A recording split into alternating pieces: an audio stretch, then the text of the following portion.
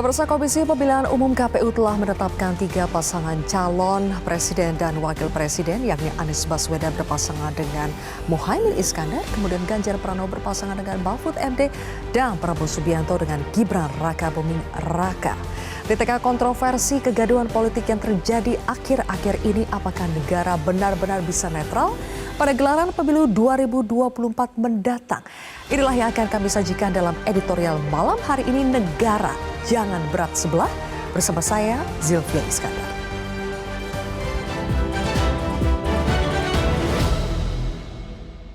Negara Jangan Berat Sebelah.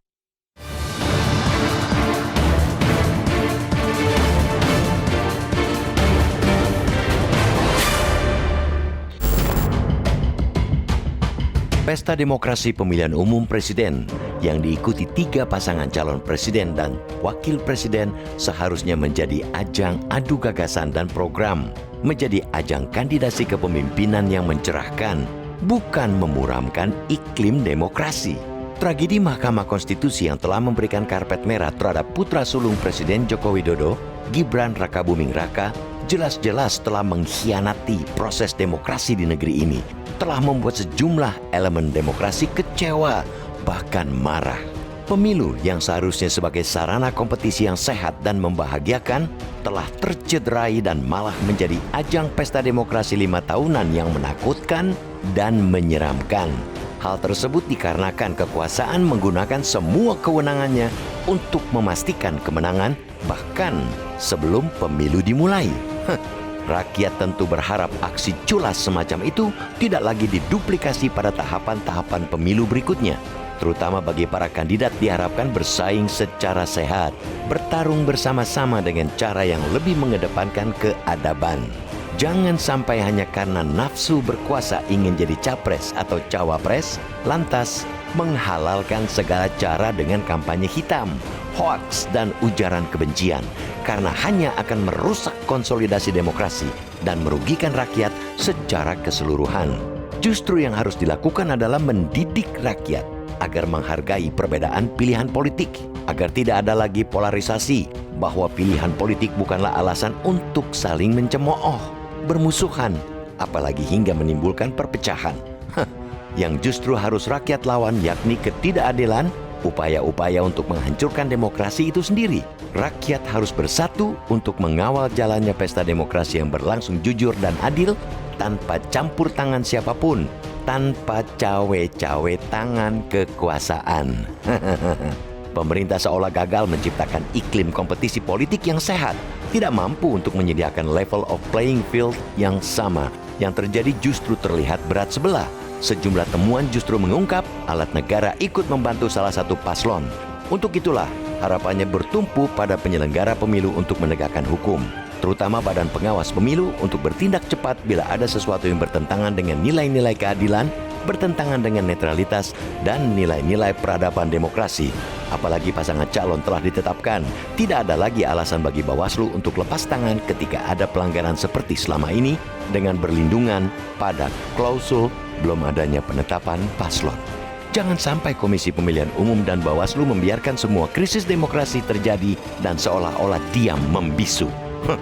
Jika itu yang terjadi akan membuat publik semakin tidak punya harapan sehingga potensial mencari saluran keadilan lainnya dengan turun ke jalan. Mari cegah itu terjadi. KPU secara resmi menetapkan capres-cawapres yang akan berlaga pada Pilpres 2024, yaitu pasangan Anies Baswedan dan Muhaimin Iskandar, Ganjar Pranowo dan Mahfud MD, serta Prabowo Subianto dan Gibran Rakabuming Raka. Semoga penetapan ini menjadi tekad penyelenggara pemilu untuk menjaga profesionalisme, integritas, dan independensinya demi terciptanya pemilu yang berkualitas. Namun demikian, tekad penyelenggara pemilu, KPU dan Bawaslu akan sia-sia jika pemerintah pakai kacamata kuda memenangkan pasangan Prabowo Gibran yang dianggap penerus sejati kepemimpinan Joko Widodo.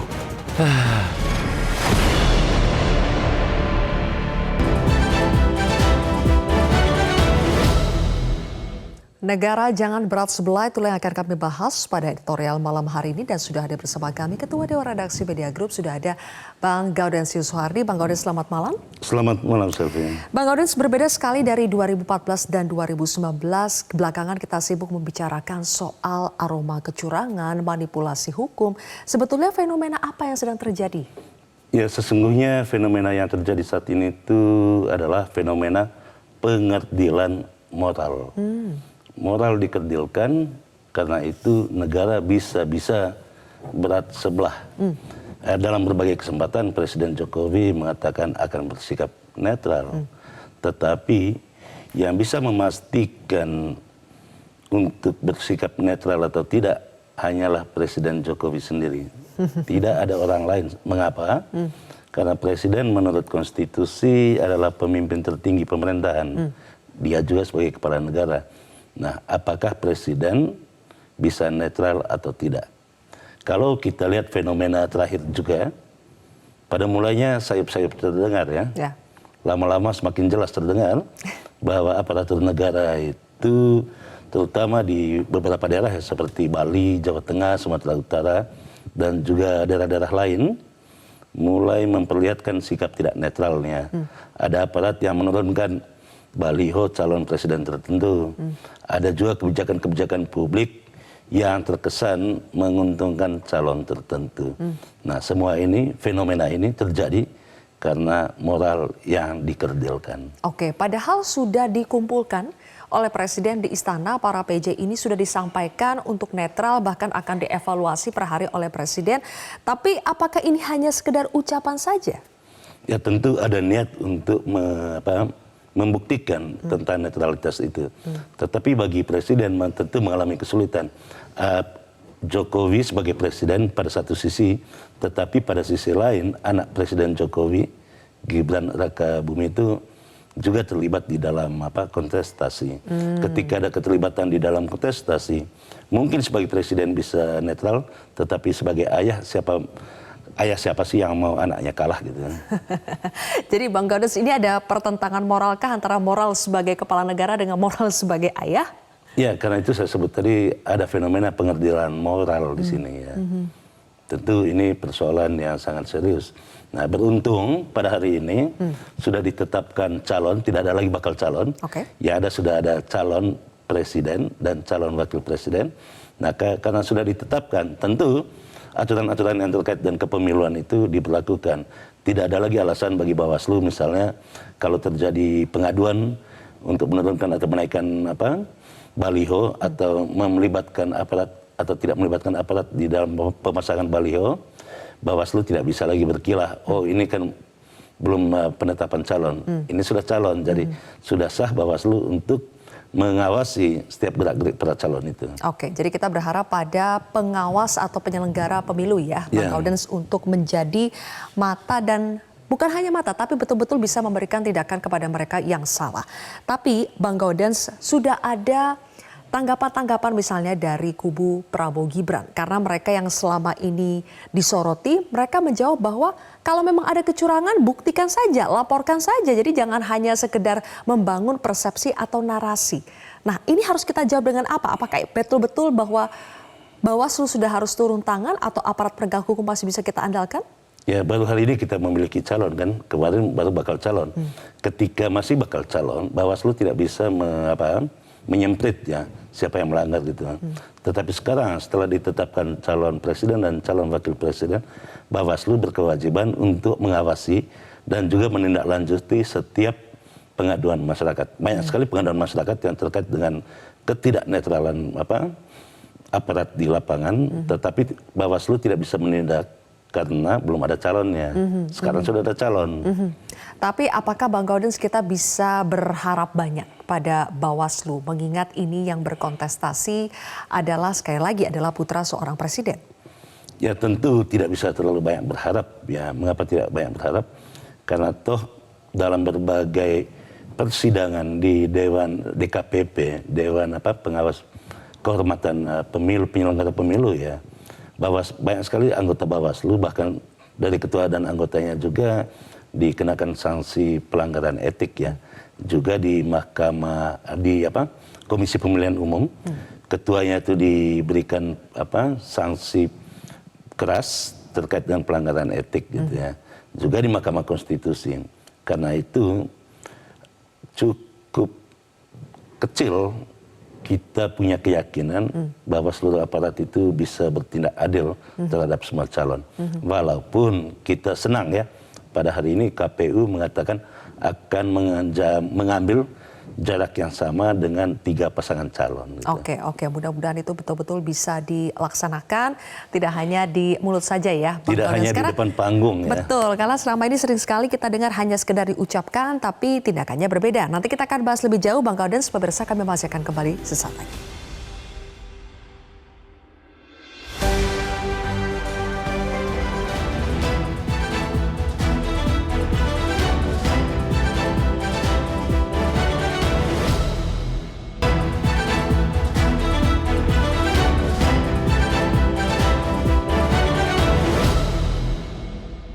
Jangan biarkan kecurangan pemilu yang akhir ini terlihat sudah mulai akan terjadi lagi. Gunakan hak pilihmu dengan tuntunan nurani. Praktek kekuasaan yang otoriter itulah yang telah kita koreksi. Maka melalui reformasi janganlah lupa lahirlah demokratisasi melalui pelaksanaan pemilu presiden dan wakil presiden secara langsung dan terbatas, serta undang-undang tentang pemerintahan yang bebas dari nepotisme, kolusi, dan korupsi. Apa yang terjadi di Mahkamah Konstitusi akhir-akhir ini telah menyadarkan kita semua bahwa berbagai manipulasi hukum kembali terjadi.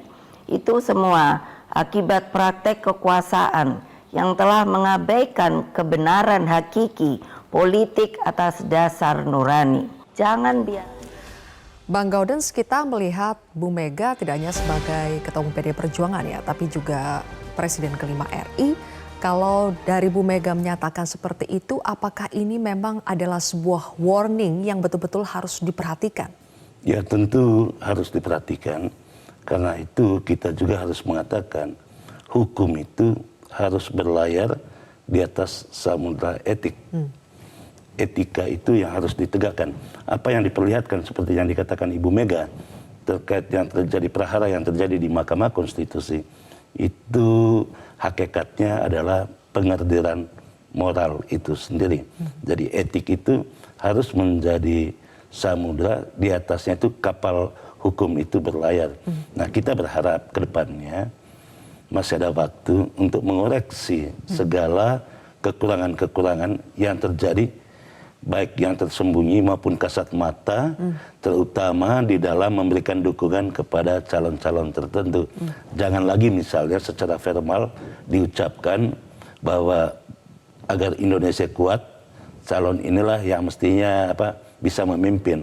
Hal-hal seperti itu memperlihatkan ketidaknetralan itu sendiri. Itu yang pertama.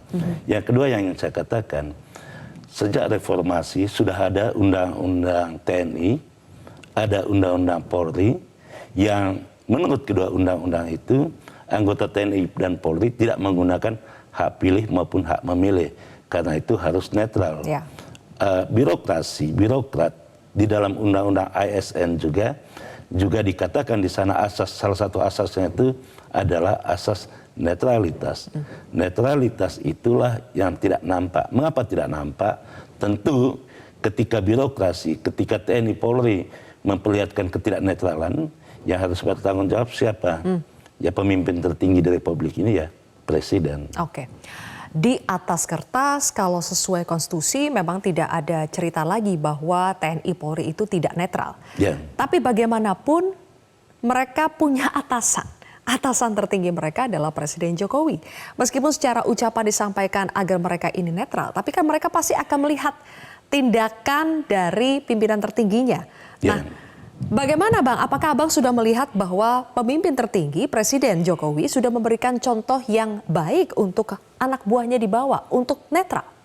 Ya, kita harus menyambut gembira ya dalam beberapa kesempatan Presiden Jokowi memerintahkan aparatnya untuk netral. Tetapi yang bisa memastikan aparatur negara itu netral atau tidak hanyalah Presiden sebagai Jokowi sebagai Presiden maupun sebagai kepala negara dan kepala pemerintahan.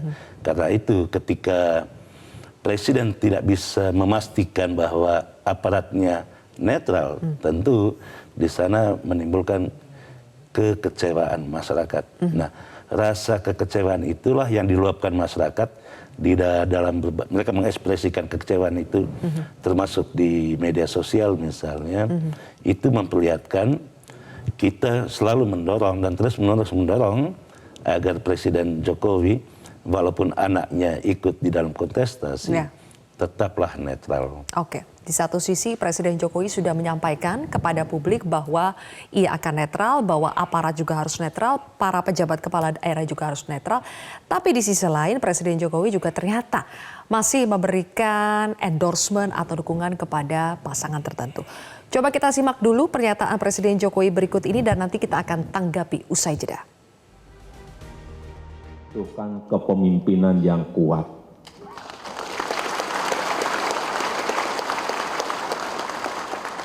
Tapi yang ditampilkan tadi pencak silat tadi benar.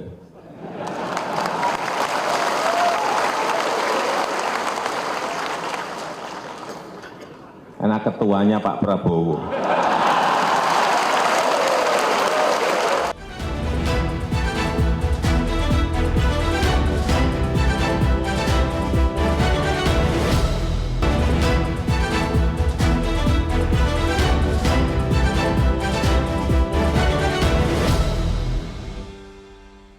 Ya, Bang Kaudes, tadi kita sudah simak pernyataan Presiden Joko Widodo di Rakernas LDII ya, menyinggung lagi soal Indonesia butuh kepemimpinan kuat dan tadi mengacu pada Prabowo Subianto.